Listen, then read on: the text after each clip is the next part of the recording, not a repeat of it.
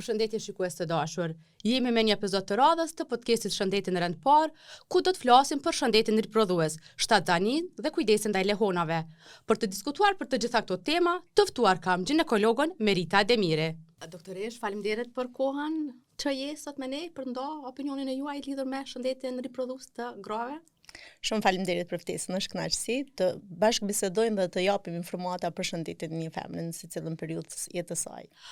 Doktoresh, po e nisim me pyetjen, cilat janë kontrollet ginekologjike që çdo grua duhet i bëjë? Vizitat ginekologjike është shumë e rëndësishme, fillon nga një bisedë me ginekologun obstetër. Është shumë e rëndësishme në qëllimin e parandalimit të sëmundjes dhe trajtimit sa më të hershme të çrregullimeve të femrave në periudha të caktuara të jetës saj. Qëllimi gjithherë është parandalimi i sëmundjeve. Ne në theks kemi parandalimin e sëmundjeve të cilat më vonë mund t'i kushtojnë me jetën e saj, por edhe parandalimi i sëmundjeve të cilat janë të trajtueshme, por mund të lajnë pasoja në jetën e më të tjeshme të femrës. Doktoresh, kryesisht kontrollet ginekologjike i bëjmë dikur ma vonë, ose gjatë kohës kur kemi në ndonjë infekcion shumë të madh, apo edhe kur planifikojmë ndonjë shtatzani. A na tregon kur duhet ose në çfarë moshe duhet të nisin kontrollet ginekologjike? Zakonisht rekomandimi i vizitës së parë ginekologjike te vajzave fillohet nga mosha 13-15 vjeçare. Është pikërisht periudha kur femra fillon të ketë menstruacionin e parë në jetën e saj. Nuk është domosdoshmërisht në këtë periudhë të bëhet vizita ginekologjike, të themi në karrikën ginekologjike ose shikimi i organeve të brendshme gjinitale të asaj, po vetëm bisedat, sqarimi i gjendjes cilën po kalon ajo femër është shumë e rëndësishme për shkak se shumë vajza të vogla, të cilat ka filluar të vijnë menstruacione, nuk janë mjaftueshëm të informuar për periudhën në të cilën janë. Prandaj zakonisht në 13-15 vjeçaret duhet të bëjnë një vizitë ginekologu të informohen për ndryshimet që fillojnë në organizmin e saj, po ashtu edhe të informohen mbi rreziqet që i shfaqen çdo ndryshim i asaj pjesës normale të në periudhën e menstruacioneve. Cilat janë simptomet, doktoresh, që tregojnë që një vajzë është afër menstruacionit të parë, edhe çka duhet të kemi parasysh në këtë periudhë vajzat? Zakonisht më herët, afërsisht në 10-15 vite të mëparshme, vajzave menstruacioni i parë ka ardhur diku në moshën 13 e gjysmë, ndërsa në vitet e tanishme kemi moshën 11 pikë, do të thonë 11 vjetë 8 muaj, apo afër të 12-ave që vjen menstruacioni i parë. Ka shumë arsye pse në kohët e sotme po vjen menstruacioni më hershëm, janë shumë ca që ku dyshohet pse po rritet kjo kohë, për shkak se ne dim që femra gjatë jetës saj ka numrin e caktuar të qelizave dhe çdo ardhje ciklit sa më hershëm e bën që edhe menopauza është më hershme, edhe periudha fertile të jetë më herët dhe ne trendi tanishëm është që shtatzanit nuk të bëhen 18, 19, 20 vjeçare, po shkohet në moshat më shtyme. Ndërsa vizita e parë ka rëndësi për shkak se ato vajza duhet ta dinë që viti i parë kur ka ardhur cikli menstrual, jo domosdoshmërisht është një cikël menstrual i rregullt, por para se të vijë cikli menstrual, ajo vajzë i nështrohet disa ndryshimeve në trupin e saj. Fillimisht fillon zgjatja e trupit, do të thonë ato vajza rriten dhe shtojnë peshë, pastaj fillojnë çimëzimi në pjesët jo tipike dhe shfaqja e gjendrave të gjirit dhe në fund vjen menstruacioni. Doktoresh, cilat janë simptomet i paraprindes? Do të thonë ndoshta muajt e fundit veç se organizmi të jep disa sinjale. Megjithatë, procesi nis me gjas në vit, 2 vjet, 3 vite më herët. Po procesi fillon zakonisht kur përfundon çimëzimi i pjesëve tipike, pritet që pas një viti vetë se të fillojë menstruacioni. Zakonisht para se me marrë menstruacioni, femra mund të ndjejë dhimbje në pjesën e poshtme të barkut dhe vendosje gjokësive, pikërisht për shkak përgatitjes së menstruacionit. Doktoresh e përmende këtë meqense po vjen cikli më herët edhe menopauza më herët. A na tregon pak për këtë procesin e menopauzës? Menopauza është periudha kohore kur një femër nuk ka menstruacion për një vit të tërë.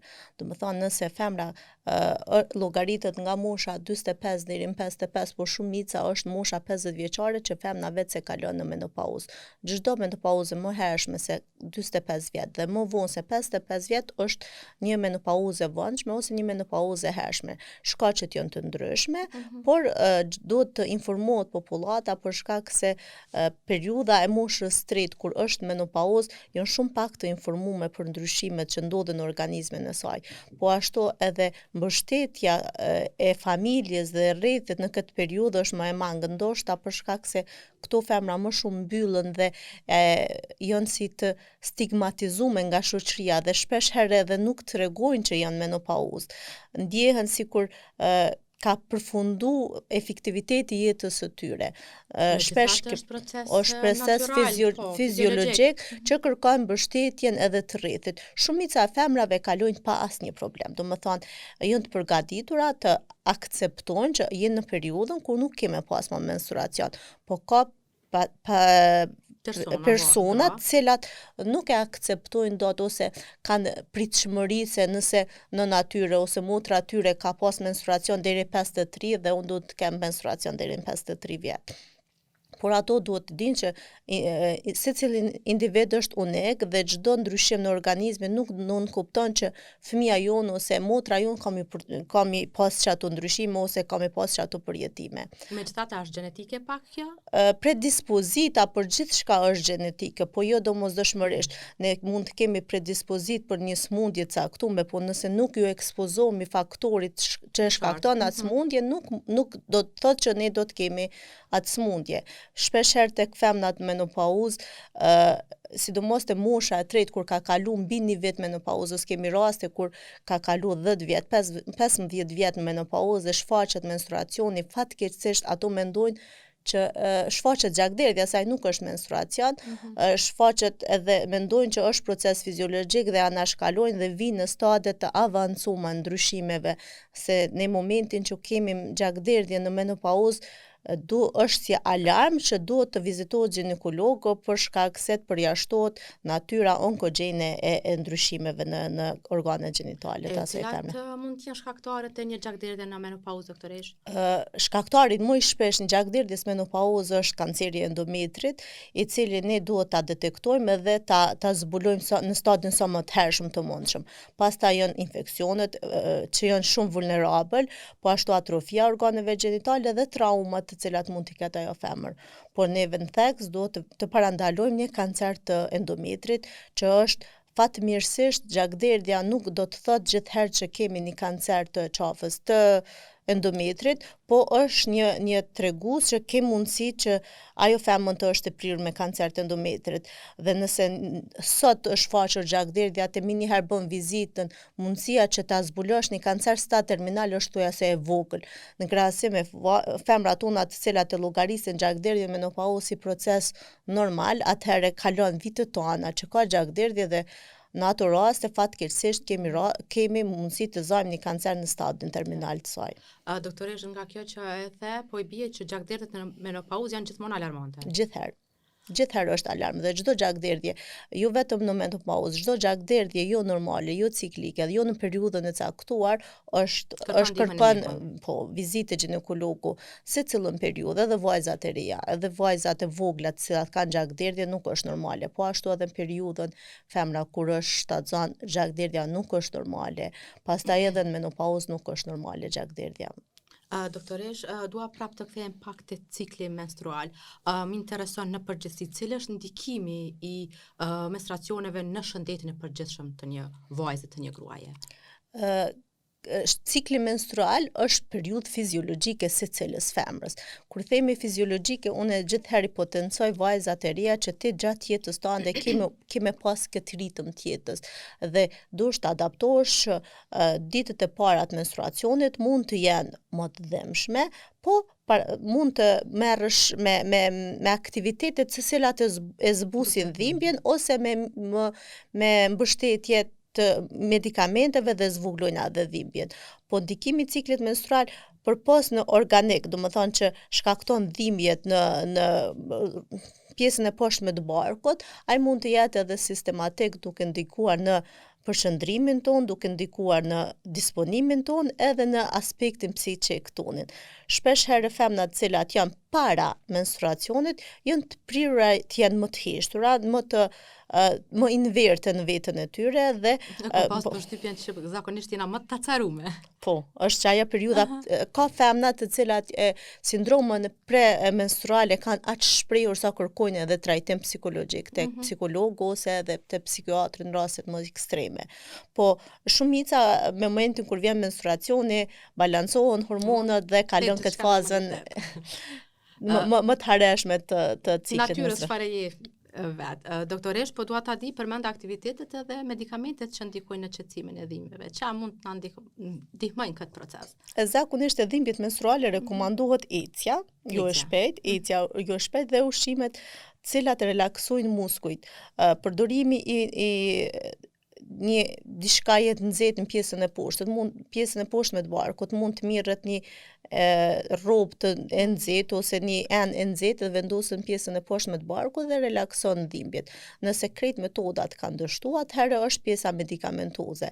Shpesh herë dhënia e terapisë kundër dhimbjeve është konsideruar si e dëmshme në menstruacion për shkak se ka qenë mite të ndryshme, nuk bën fëmijë, jo e zvoglon. Ndalin sasinë e gjakderdhjes. Po, është vërtet se ndal sasinë e gjakderdhjes. Na shpesh herë japën barna kundër dhimbjes pikërisht për me ndal sasinë e gjakderdhjes te ato femna të cilat kanë sasi të shtuar të gjakderdhjes. Ne duhet të potencojmë se një femën gjatë menstruacionit duhet të humb 30 deri 80 ml sasi gjaku, çka është fiziologjike për atë femër. Çdo humbje është normale dhe nuk ndikon në pjesën sistemike të organizmit. Çdo humbje sasisë më të madhe se 80 ml gjakderdhjes, atëherë atakon sistemin e përgjithshëm duke shfaq femnës lodhje, anemi dhe çrregullime të tjera më të thjeshme. Në këtë aspekt ka rëndësi pastaj edhe çfarë konsumojmë apo jo ushqime. Gjithsesi, dieta balancuar me ushqime të cilat ndihmojnë në ripërtritjen e gjakut humbur është shumë e rëndësishme, jo vetëm tek femrat menopauzë, po tek krejt njerëzit, për shkak se ushqyerja ka shumë rëndësi në mirëqendjen e shëndetit tonë. Doktoresh, po dua pak të flasim lidhur me infeksionet vaginale. Cilat janë shkaktarët kryesorë të infeksioneve vaginale edhe cilat janë shenjat e para që na tregojnë që kemi infeksion? Ne kur mësojmë infeksionet e organeve të poshtme gjinitale, potencojmë që secila femën gjatë jetës paku një herë do të ketë infeksion në rrugët e vaginës. Po shpesh herë tek ne është e mshihur se llogarisin si jo tabu, nuk mund të them tabu, po si turp nëse ti ke infeksion dhe duhet të jesh gjithsesi ti e pastër. Ne shpesh herë kemi raste kur një femër e egzageron me higienë të saj dhe e shkakton shkatrimin e florës normale të vaginës. Infeksionet vaginale më shpesh janë të shkaktuara nga mikroorganizmat si bakterjet, virusët dhe parazitët, po çdo rami i imunitetit e bashkëshoqëron edhe shfaqjen e infeksioneve vaginale me natyrë mikotike. Ndërsa tek shenja se cilat janë shenjat që një femën tregon që ka infeksion të rrugëve vaginale, rrugëve të poshtme të organeve gjinitale, janë shfaqja e sekrecioneve të shtuara dhe ndryshimi i ngjyrës së sekrecionit, shfaqja e erës së pakëndshme, shfaqja e dhimbjeve gjatë urinimit dhe dhimbjeve gjatë marrëdhënieve. Është një tregues që ajo femër ka infeksion vaginal dhe kërkon trajtim. Shpesh herë këto sëmundje janë sëmundje seksualisht transmisive dhe kërkon trajtimin në qeft të dy partnerëve. Sa gjatë doktoresh trajtimi dhe trajtimi zakonisht kërkon ndihmën e mjekut? Po gjithsesi është mirë të verifikohet shkaktari, është shumë e rëndësishme të dimë nëse infeksioni është virusal, është bakterial, protozoar, thonë që të dihet kush është shkaku dhe pastaj mbas të antibiogramit të trajtohet. Varësisht nga shkalla mund të përdoret vetëm antibiotiku lokal nëse kemi një infeksion mikotik që është shfaqur për herë të parë, po nëse kemi një sëmundje seksualisht transmisive, atëherë rekomandohet të trajtohet çifti nga një javë deri në 2 javë të trajtohen dhe në atë periudhën kur janë të marrë terapi nuk rekomandohen të ketë marrëdhënie seksuale. Doktoresh, po dua pak të ndalem edhe te çështja e fertilitetit. Si mund ta dalloj një grua që mund të ketë probleme me fertilitetin apo janë vetëm analizat e thella që e determinojnë një gjë të tillë?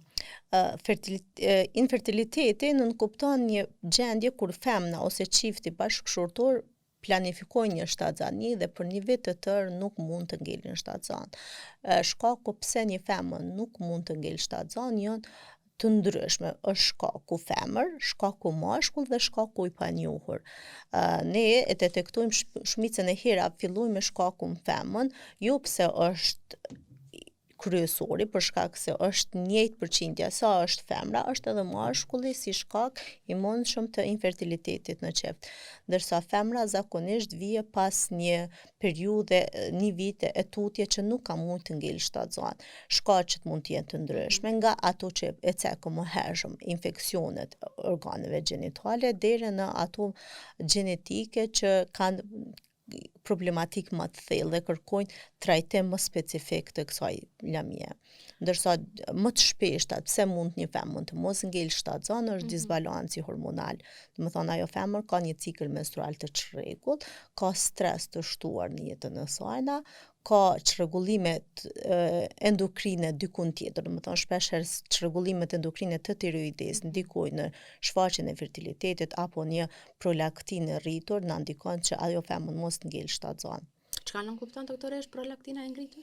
Është më shumë për ata që nuk është hormon, prolaktina është hormoni i qumshtit që prodhohet në periudhën mas lindjes së femrave dhe ndihmon në sekretimin e qumshtit në laktacion në periudhën e gjithandjes, ndërsa prodhohet në hipofizë dhe çdo prodhim i saj na disbalancon hormonet dhe shkakton anovulacion, do të thonë femrat të cilat kanë prolaktin të rritur nuk kanë ovulacion. Në momentin kur nuk kemi ovulacion, nuk pëlqet qeliza vezë, nuk detyrimisht nuk kemi edhe menstruacion.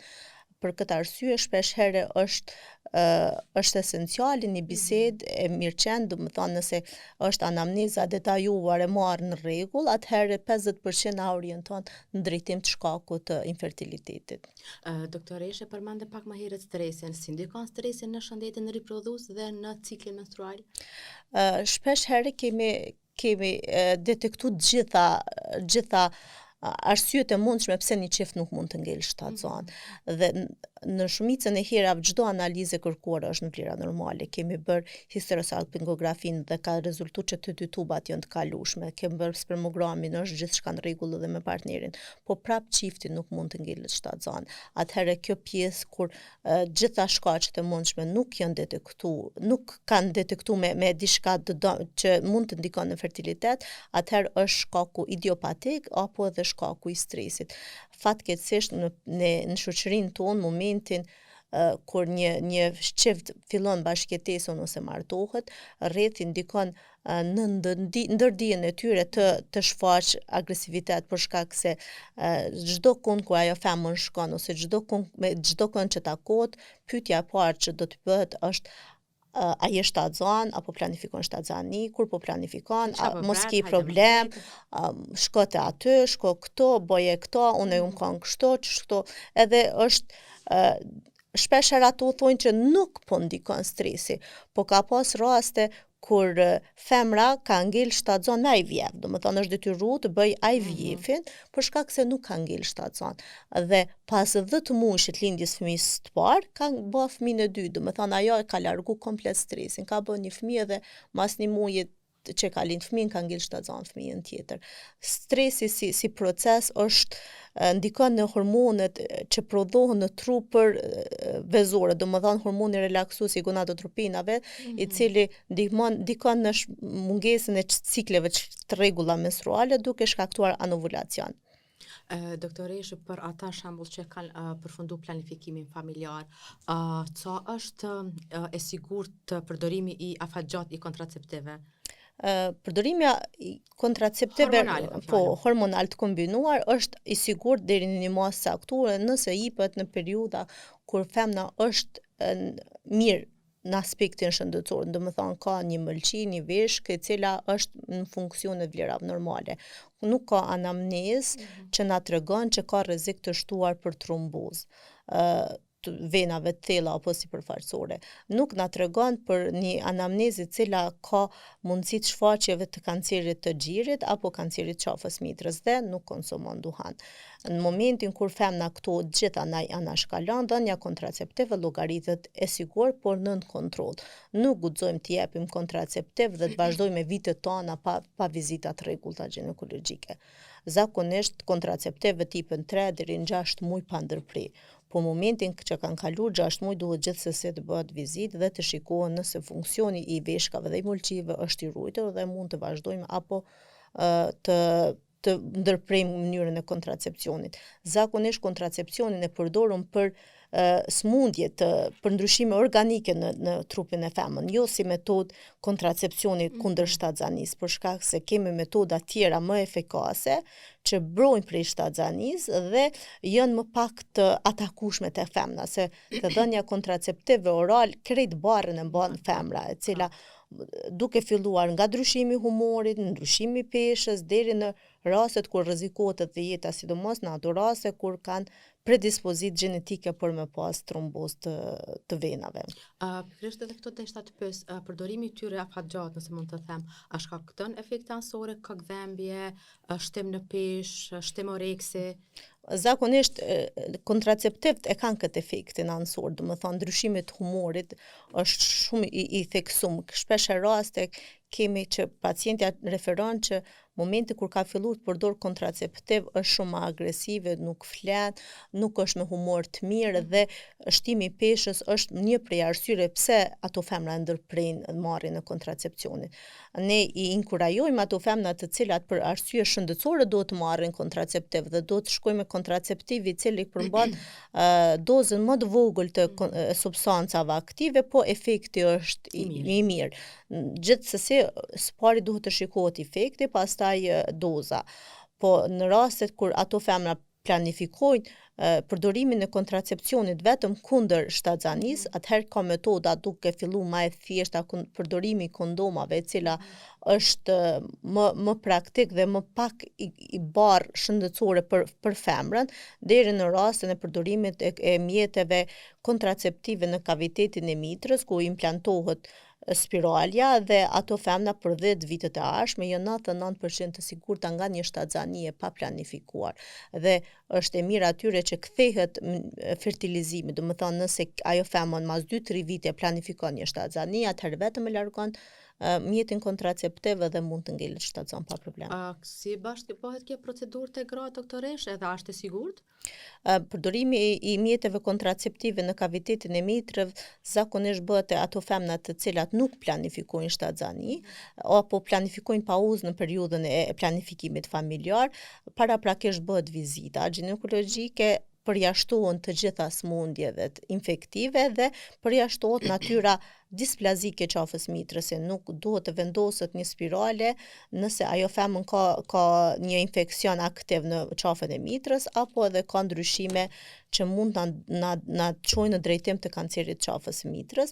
Momenti kur kemi përjashtuar gjitha këto shkaqe, atëherë vendoset në kavitetin uterin spiralja dhe llogaritet që nëse spiralja është në vendin e duhur dhe është vendosur mirë, atëherë është 99% e sigurt. Domethënë ka një besueshmëri të lartë, është njëjtë sikur me vendos spiralën, sikur me sterilizu tubat, sikur me lidh tubat. Doktoresh, më intereson për gratë që vendosen spirale, në çfarë periudhe kohore rekomandohet pastaj vizita të rregullta te mjeku? Zakonisht mas vendosjes spirales rekomandohet pas një viti të bëhet vizita ginekologjike, për shkak se nëse eventualisht ajo femën ka pas gjakderdhje të shtuar, mos rastësisht ka ndryshuar pozita e spirales, ndërsa më tutje çdo vit duhet bëhet vizita për shkak po flasim në gjithë herë në periudha kur nuk ka ankesa. Momentin kur kemi ankesa, momentin kur ke ankesë shkon të bën vizitën. Si ginekologe, po më intereson, a jeni më shumë pro mbylljes së tubave apo vendosjes së spirales, doktoresh? Varësisht prej situatës. Unë e proklamoj shumë vendosjen e spirales për shkak se lidhja tubave ka një efekt anësor, të vetmin efekt anësor që ka është pendimi për atë procedurë dhe është metodë e pakthyeshme. Nëse një femën ka sterilizu tubat, ajo nuk mund t'i lidh ata tuba përsëri.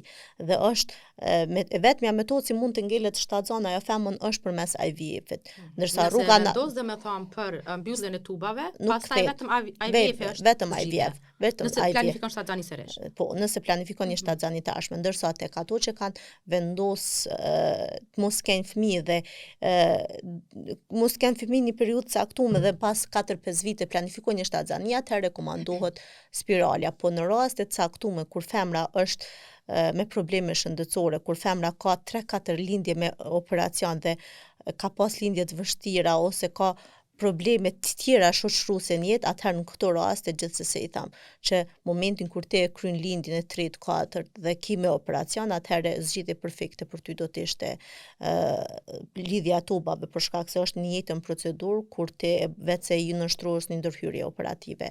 Në të kundërtën, ato femra të cilat kanë bërë 4 herë operacion ose 3 herë operacion, nëse ja vlen barra që rast të kenë edhe një shtatzani të ardhshme, ja vlen barra që rast të bëjnë edhe IVF-in. Doktoresh, lidhja e tubave, a ka ndonjë efekt të gratë, pasi të kryet si proces, po supozoj ndikon organizmin në një grua, ja po jo? Jo, nuk ka asnjë ndikim. Është më shumë mekanike. Është mekanike, është vetëm mbyllje e tubave dhe e pamundson bashkimin e qelizës vezë me spermatozoidin. I vetmi efekt ansor që mund të ketë një femën në tek mbyllja e tubave është pendimi. Do të thonë ajo femën pendohet që ka bërë atë procedurë dhe nuk mund të ngelet shtatzon në mënyrë natyrale. Doktoresh, në këtë rrjet dua ta kushtojmë pjesën e dytë të podcastit komplet planifikimit familjar. Po dua ta di si duhet të përgatitet një grua që planifikon një shtatzani. Fatmirësisht kjo pjesa planifikimit familjar është shumë e këndshme për shkak se shumica e vajzave të reja tash kur planifikojnë shtatzanin e parë janë të interesuar të hinë shëndetshëm në një shtatzani.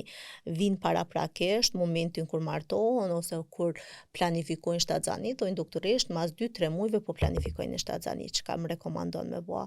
Zakonisht në këtë periudhë rekomandohet të përjashtohet natyra infeksioze e gjitha organeve gjinitale, të bëhet një pap test, stresho dhe të bëhet një echosonografi organeve gjinitale për të përjashtuar ndryshimet në organet e brendshme gjinitale, të shikohet kaviteti i mitrës si është, vezorët, nëse kemi ndonjë ndryshim tumoroz në komplet organet gjinitale dhe zakonisht i rekomandohet këshilla që ato femna nëse vetë se janë të planifikuar shtatzani të menjanojnë konsumimin e duhanit dhe të menjanojnë konsumimin e alkoolit para se me fillu shtatzanisë dhe të fillojnë përdorimin e acidit folik prafërsisht 3 muaj para koncepcionit. Po. Cilat janë simptomat e parë të një shtatzanie, doktoresh? Simptomi i parë kryesor që një femën beson që është shtatzan është vonesa e menstruacionit. Çdo vonesë e menstruacionit te një femën në periudhën riprodhuese duhet ta bëjë të dyshojë që potencialisht mund të jetë shtatzan. Pastaj janë urinimet e shpeshta, janë ndryshimi në nuhatje, është vjellje të mëngjesit zakonisht apo mundimi për vjellje. Doktoresh, po dua ta di, zakonisht shtatzania mjekët e ndanin në 3 periudha. A na shpjegon pak më konkretisht se cilën periudhë, karakteristikat e asaj periudhe? Periudha e parë është tremesi i parë. Ne shpeshherë me pacientë kemi problem për shkak se në popull është në 9 muaj shtatzan dhe në cilin muaj jam të shtatzanis, ne i kemi me javë gestative, me tremesi i parë, tremesi i dytë, tremesi i tretë dhe gjithherë zakonisht vjen femra thotë, doktoresh, në cilin muaj i bjen tash jam, i tham, jo jenë që t'javë, po muaj tash do të me kalun matematikën me ba edhe me tregu me muaj diellor se si i bjen shtatzania. Në 3 mesin e parë është periudha e parë e shtatzanisë, ku deri në javën e 13, domethënë nga fillimi i shtatzanisë deri në javën e 13 është shumë e rëndësishme vizita në 3 mesin e parë për shkak se e detektojmë së pari vizitën e parë, e zbulojmë shtatzanin, nëse kemi të bëjmë me një shtatzani, me 2 shtatzani apo më shumë, nëse kemi të bëjmë me një shtatzani të vendosur në kavitetin e mitrës apo dikon jashtë kavitetit të mitrës dhe është shumë e rëndësishme të shikohet nëse fillon aktiviteti i zemrës së atij embrioni deri në javën e 12, kur është skriningu i parë i vizitës, kërkohet zhvillimi i organeve të atij embrioni, domethënë bëhet edhe vlerësimi për teste prenatale jo invazive zakonisht në 3 mesin e parë.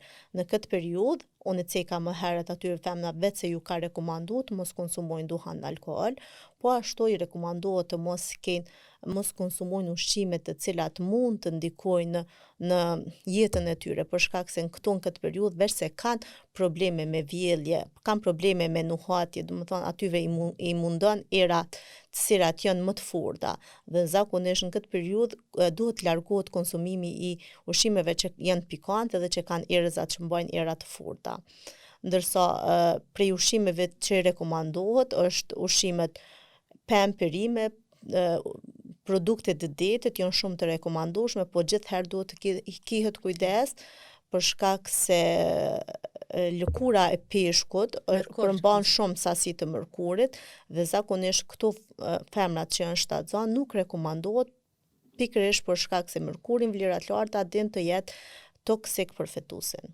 Qartë, e trimestri i dytë? Trimestri i dytë është periudha më e mirë e shtatzanisë, për shkak se këtu fillojnë të bien simptomat e vjelljes, femra ndihet mirë, ndihet me fuqi dhe është shumë e rëndësishme në këtë periudhë të potencohen vizita të rregullta, të shikohet nëse femna po ketë pagjaksi, po mund të shfaqen edhe sëmundjet kronike varësisht prej nëse ka pas para shtatzanis apo kanë filluar ndryshimet në shtatzani. Zakonisht në këtë periudhë në aspektin mjekësor shikohet morfologjia organeve gjinitale, nëse organeve të fetusit, nëse fetusi ka mjaftueshëm ujë, nëse fetusi është në zhvillimi proporcional me javët e gestative të cilat i ka.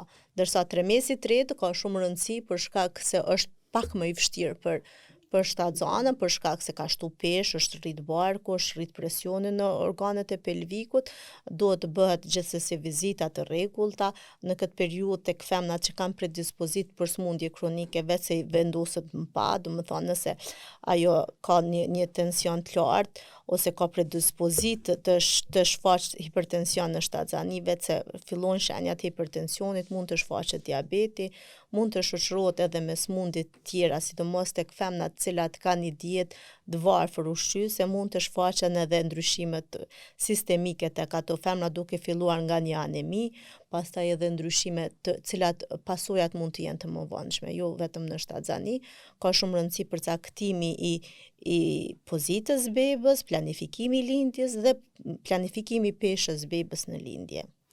Doktoresh, para se të kalojmë te çështje tjera, po dua ta dy e përmendëm para fillimit të podcastit rëndësinë e ushqimit dhe rëndësinë e vitaminave, mineraleve për një grua shtatzën, sidomos te pjesa e kalciumit. A na shpjegon pak lidhur me rëndësinë e ushqimit dhe përmbajtjes së këtyre mineraleve në mënyrë që gruaja të ketë vitaminat e nevojshme?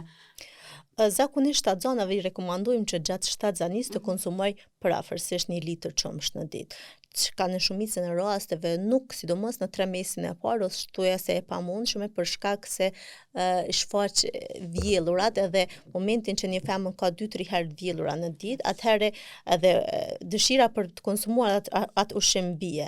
Po shpesh herë momentin kur shtatzana nuk konsumon vitaminat, mineralet, ka dietën ushqimore të varfër, atëherë fillon qysh në shtatzani të shfaqen efekte. Shpesh herë ajo femër është shumë e lodhur, ka ngërçe të muskujve, ka dopsi, domethënë ajo thotë që nuk mund të kryej as aktivitetet normale ditore të sajna. Po tek rasti kalciumit, atëherë pasojat mund të jenë më të vonshme. Shpesh herë nënat tona flasin që pas lindjeve janë prishur dhëm, pikërisht për shkak se në shtatzani nuk kanë konsumuar mjaftueshëm kalcium dhe kanë filluar demineralizimi i eshtrave, komplet sistemit ashtror të asaj femrës duke filluar sparri nga dhëmbët. Doktoresh, në këtë rrjedhë, sa është e rëndësishme mbështetja emocionale, psikologjike për shtatzanas? Unë ceka në pjesën e parë shtatzanisë është ndryshimi hormonal shumë i thekshëm. Domethënë ato femnat në momentin kur mbesin shtatzan din të jenë shumë emocionale, çojnë më shpesh, i marrin shumë më afër zemrës ndryshimet në gjithë organizmin e tyre. Pjesën e dytë shtatzanisë janë më të balancuara. Dhe në fund është ajo fobia e lindjes që shumicën e femrave ata kanë pikërisht nashta keq informimi ose ndryshime që vetë si shoqëri kemi, ne shpesh herë unë ju tham që femra është e prirur të hiperbolizoj ose të rres përjetimet e veta. Nëse unë si femën kom pas një lindje të vështirë, nuk nënkupton që femna tjetër ka me pas një lindje të vështirë. Lindja është lindje, si cila do lindje që të bëhet, është lindje me dhimbje. Do më thonë, edhe nëse bëjmë një lindje vaginale, edhe nëse bëjmë një lindje cesariane, kime përjetu dhimbjen, po se cila lindje është unike dhe se cili përjetim është unik. Shpesher më vjen shumë keq për shtatzanat e para, për shkak se ato marrin informata nga personat jo adekuat. Dhe shpesher janë më shumë të stresume për procesin e lindjes se sa që do të jetë. Doktoresh e përmende lindje natyrale dhe ato me prirje cesariane. A na tregon përfitimet e secilës lloji të lindjes dhe sfidat që bartin në vete? Lindja si proces, secila lindje, qoftë lindja natyrale, qoftë cesariane në mënyrë operative, ka përfitime dhe komplikimet e mundshme. Lindja natyrale gjithherë do t'jipet përparësi për shkak se vetë emri tregon është natyrale dhe çdo ndryshim prej asaj natyrales kërkon ndihmën tonë. Po në raste të caktuara kur përfitimi prej një lindje vaginale është më i pakët se sa në ajo që na ndihmon me rrugë cesariane, atëherë gjithsesi me indikacione mjekësore do të bëhet lindja me rrugë operative. Lindja natyrale zakonisht tek ato primiparet është më e gjatë për shkak se adaptimi i kokës bebës në kanalin e lindjes kërkon kohë, ndërsa tek lindjet e më vonshme zakonisht është më shkurt procesi i lindjes si lindje, po në lindjet me operacion e kanë edhe efektin tjetër për shkak se është traumë kirurgjike, do më thonë ne duhet të prejmë shtresat të tëra të barku derisa të rrinte një mitër gravide për me ekstraku një fëmijë të gjallë, apo edhe jo të gjallë, varësisht për indikacioneve mjekësore, po në shumicën e rasteve kur përfitimi, do më thonë, përfitimi i dyanshëm edhe bebës edhe i nanës është më i lartë me rrugë operative, ne nuk duhet të insistojmë tek rruga vaginale e lindjes. Ka shumë arsye pse një femën duhet të nështrohet gjithsesi rrugës operative. Është keq pozicionimi i kokës, mos aktiviteti i lindjes, pelviku i ngushtë apo edhe vujtjet e bebës në periudhën e lindjes duhet të kalohet në pjesën operative të lindjes. Doktoresh, jemi në fund të emisionit, po dua ta marr një këshill nga ajo. Cila do të ishte ajo këshilla që jepni kryesisht një nane të re? Shpesh herë është anashkalu periudha e lindjes të femrat. Është shumë e rëndësishme që ka shumë raste kur femna pas lindjes, sidomos pas lindjes së parë, të kalojnë në depresionin postpartal. Dhe është shumë e rëndësishme mbështetja e komplet familjes. Kërkon mbështetje sipari nga partneri, familja dhe rrethin të nësi. Jo se cila femën është e fortë mi përballu emocionalisht ndryshime, për shkak se nëse para lindjes së një foshnjë s'ke pas obligimet vetëm ndaj vetës tënde, tash ke një krijesë të vogël e cila varet komplet prej teje dhe është përgjegjësi shumë e madhe për një femën. Po, për një nanë të re, shumica fatmirësisht janë përgatitura për përgjegjësitë që ju takon. Po sado që je përgatitur kur janë fëmijë prapë është gjithsesi. Gjithsesi, pastaj është ndikimi i faktorëve të jashtëm. Unë kur vin pacientët pas lindjes dhe thonë doktoresh nuk po di mu kujdes për fëmijën, tham apo të doket vetja që si nanë e mirë, tha, po thot po, tham edhe mu ka do kur jam ka nanë për herë të parë, secilla femën nuk në asnjë moment nuk i doket që është nanë perfekte, po e bën më të mirë. Gjithherë kam kërkesa prej vetës, por kur kam mbështetjen e rrethit, kur nana, vjera, burri, gjithë antarët e familjes i thot t'lum se te jetë e bë më të mirën, te po mundosh natë e ditë që fëmin tanë me ushqim me gji, atëherë edhe ajo suportohet edhe ajo gjen motive hala me vazhdu me mbështet. Po shpesh herë fatkeqësisht kur femna veç se ka lind, jo mos e bë në atë mënyrë ose është në zhargonin popullit është sari fëmia, e ki çumshtin e keq, e ki beba po hu pesh, filloje me formul, janë mendime të shumta, demotivojnë edhe mendime të shumta që ajo nuk mund me akceptu dhe kalon në depresion.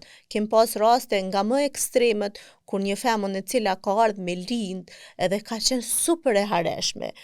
Nuk e harroj kurrë në lindje, i kum thonë, a ke dhe burrin që shtot hareshëm, se ajo ishke ka lind, do më thonë, procesi fundit, thoja se del koka e bebës, edhe ajo është tepër e hareshme, dhe ka ardhur pas një javë një gjendje total ndryshe. Do më thonë, komplet nuk ka fol, ka tentu me ba vetvrasje pikërisht për shkak depresionit postpartal. Kjo tregon domethënë rëndësinë e jashtëzakonshme të mbështetjes emocionale pas lindjes. Jo është secilla femën ka përjeton lindjen të njëjtë. Jo domosdoshmërisht lindja si lindje është traumë dhe dikon që ajo të kalojë depresionin postpartal, është përgjegjësia ajo që e bën atë femën të kalojnë atë periudhë. Ka raste kur në ato më ekstremet kërkohet edhe trajtimi mjekësor, do më thonë kërkohet ndihma psikiatrit. Doktoresh, po dua këtu të ndalem, a jemi shumë mbështetës në këtë aspekt, qoftë në fushën institucionale ose familjare apo jo, apo ende duhet shumë punë? Unë mendoj që sidomos te periudha e lëhonisë, në aspektin shoqëror, po flas në aspektin familjar, kërkon hala shumë me mbështet.